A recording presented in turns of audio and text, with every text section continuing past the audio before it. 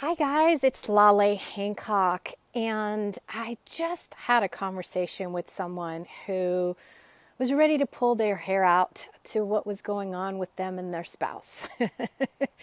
And it seemed like the perfect time to actually come and do a video about it because it's holiday time right now and there is a lot of excitement going on, getting prepared for the holidays, doing shopping, as well as moments where we can get a little stressed with our loved ones, whether they're our spouses, our people we're in relationship with, our partners, or it could be our kids, as well as our business partners or employees. I guess it applies to everybody.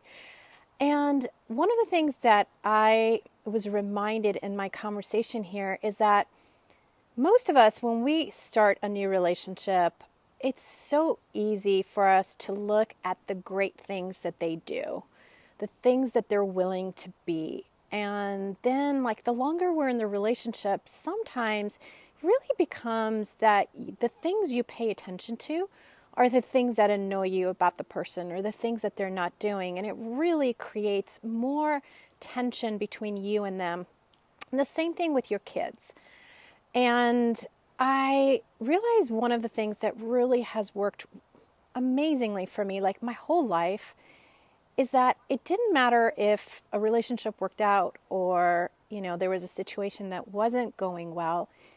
Afterwards, I really didn't hold a grudge against it. I tried not to hold on to the frustration. And I'll tell you, there's days that were easier and days that were harder.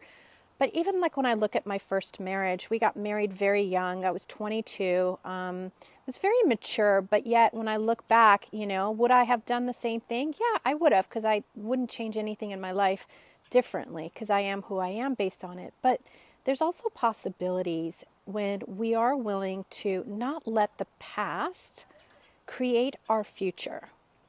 And so that said, there is conscious relationship that allows you to honor you and for you to also honor them and the choices that they make. And it doesn't mean that you're always going to agree, but it means that you find ways, you create ways, not find them, you create ways that are going to work for you and that person where you're still honoring each other. There's still gratitude for each other.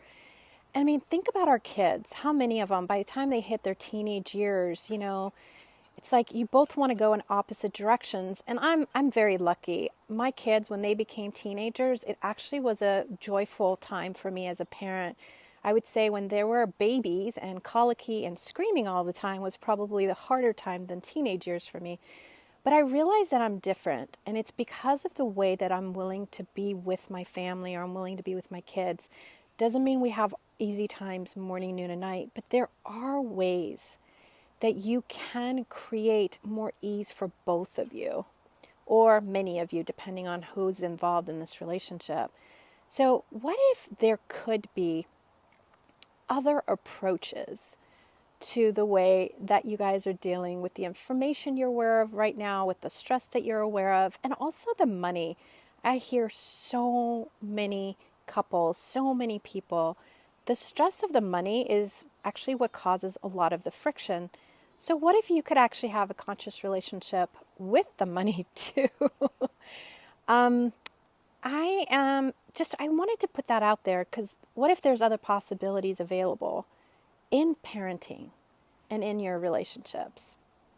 I do hope that you guys will explore some of the conscious parenting or conscious relationship classes I have coming up, because I would love to share these tools with as many people around the world as possible. Because what if truly it didn't have to be difficult and we could create something that worked for us and everybody else? Okay? Talk to you guys soon. Bye.